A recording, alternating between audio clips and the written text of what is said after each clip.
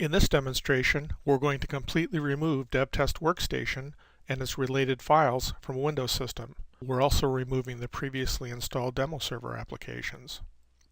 With File Explorer open, notice that we have the data directory under the user administrator. So we have DevTest and the other directories created during Workstation install. We can see that we've got the Lisa temp directory here and also the Lisa user properties file. Along with those files, we also have the Lisa home directory under Program Files, CA DevTest. We have the Lisa Bank application running, so let's stop that.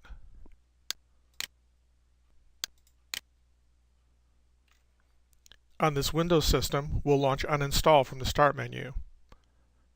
So we select Start, All Programs, DevTest Solutions, DevTest Solutions Uninstall. We click Next. What we're going to do here is we're going to check Delete All Files. Note that checking this will delete everything, including projects you may have created in the data directory. Click Next here and let it run.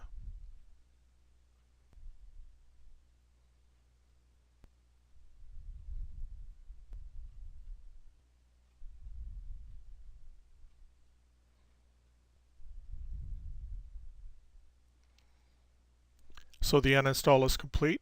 We click Finish. The first thing we notice is that the desktop shortcuts have been removed.